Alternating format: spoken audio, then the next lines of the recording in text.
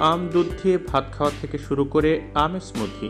পাকা আম আমরা অনেকভাবে খেতে পছন্দ করি, এমনকি অনেকে 3 বেলা খাবারের পরপরই আমও খেয়ে থাকেন। কিন্তু রাতের বেলা আম খাওয়া কি ঠিক?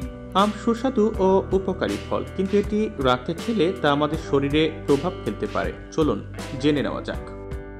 মাঝারি আকারের একটি আমে প্রায় 150 ক্যালোরি থাকে। এখন আপনি যদি রাতে আম খান তবে আপনার ক্যালোরি গ্রহণের পরিমাণ বেড়ে যেতে পারে কয়েক গুণ, যে কারণে বিশেষজ্ঞরা রাতে আম না খেয়ে দিনে খাওয়ার পরামর্শ দেন। কারণ রাতে খাওয়ার পরে সাধারণত ঘুমাতে যাওয়া হয় এবং তেমন কোনো নড়াচড়া বা কাজ হয় না, তাই বাড়তি ক্যালোরি খরচ হয় না।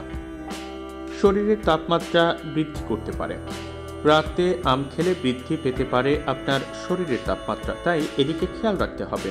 এছাড়া অনেকের ক্ষেত্রে এই ধরনের অভ্যাসের কারণে ব্রণের সমস্যাও দেখা দেয়, তাই আপনার যদি আগে থেকে ব্রণের সমস্যা থাকে তাহলে আম খাওয়ার ক্ষেত্রে সচেতন হতে হবে। সুগার লেভেল বাড়াতে পারে।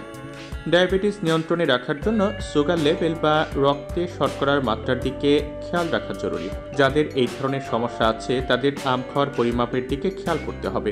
বিশেষ করে রাতের বেলা আম পুরোপুরি এড়িয়ে চলতে হবে, কারণ আম খেলে তা শরীরে শর্করার মাত্রা বাড়াতে পারে, তাই রাতে এটি এড়িয়ে চলবেন। ওজন বৃদ্ধির ভয়।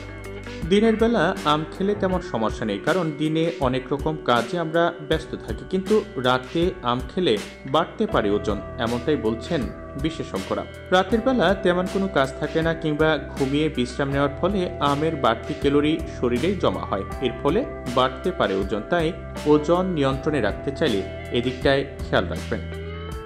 আম সুস্বাদু হলেও রাতের বেলা এটি খাওয়া এড়িয়ে চলুন, কারণ রাতে আম খেলে তা বদহজমের কারণ হতে পারে। অনেক সময় খাওয়ার পরপরই আম খেলে তাও বদহজমের কারণ হতে পারে, তাই আম খেতে চাইলে দুপুরের দিকে খান। তবে মূল খাবার খাওয়ার আধা ঘন্টা আগে বা পরে আম খেলে ভালো হয়, এতে হজম ভালো হবে এবং বদহজমের ভয় থাকবে না।